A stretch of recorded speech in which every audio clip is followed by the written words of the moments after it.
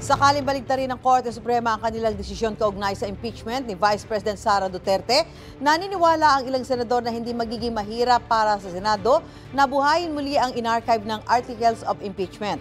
May unang balita, si Mav Gonzalez. Habang hinihintay ang desisyon ng Korte Suprema sa motion for reconsideration ng House Prosecution Panel, question ngayon kung posible pa nga bang buhayin ulit ang Articles of Impeachment laban kay Vice President Sara Duterte matapos i-archive ng mayorya ng Senado. Base sa datos ng GMA Integrated News Research, meron ng bill na in-archive noong 15th Congress at binuhay muli dahil sa boto ng 6 na senador. Ang Senate Bill No. 2756 tungkol sa armed synchronized elections na kalaunay naging batas noong taong 2011. Sakaling baguhin ng Korte Suprema ang desisyon nito sa impeachment ni VP Sara, sabi ni Senador Ping Lacson, tiyak na magmomosyon siya na buhayin muli ang na-archive ng Articles of Impeachment. Pero depende pa rin daw sa boto ng mayorya kung ano ang masusunod. Sa tingin pa ni Lacson, pinakamainam sana kung hindi na lang inaksyonan ng Senado ang ruling ng Korte Suprema habang may nakabimbing motion for reconsideration ng Kamara. Kung archive, at any time, kung halimbawa mabago yung liderato ng Senado at nagbago yung hihip ng hangin o kaya nagbago isip ng mayorya at naisipang i-pull out, anytime yun pwedeng i-pull out. Unless yung magiging ruling tong Korte Suprema will go one step further, na sabihin nila na parang mandatory na kailangan mag-reconvene yung Senado at mag-trial. Si Senate Minority Leader Tito Soto, hindi raw kumbinsido na magiging pahirapan kung kailangang kunin mula sa archive ang Articles of Impeachment laban sa bise.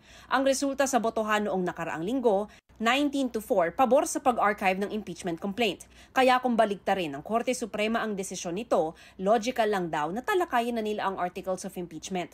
Sabi naman ni Senador Rodante Marcoleta, hindi na kailangang magbotohan pa sakaling baguhin ng Korte Suprema ang desisyon nito. Kung sakali, otomatikong magta-trial na raw sila. Kung magkaroon ng milagro na hindi inaasahan, merong 8 maestrado ng ating Korte Suprema na binaligtad ang sarili, o di pwedeng mabuhay yun. Ibig sabihin, itutuloy ang impeachment. Magiging automatic yon. Sa tingin ni Retired Associate Justice Antonio Carpio, kung baliktarin ng Korte Suprema ang desisyon nito at sabihin constitutional ang Articles of Impeachment laban kay Vice President Sara Duterte, iiral na ang konstitusyon at dapat simulan ng Senate Impeachment Court ang paglilitis. Wala nang botohan yan because balik tayo doon sa is this constitutional? Sinabi ng Supreme Court ngayon kung mag-reconsider sila, yes, constitutional. So balik doon sa provision.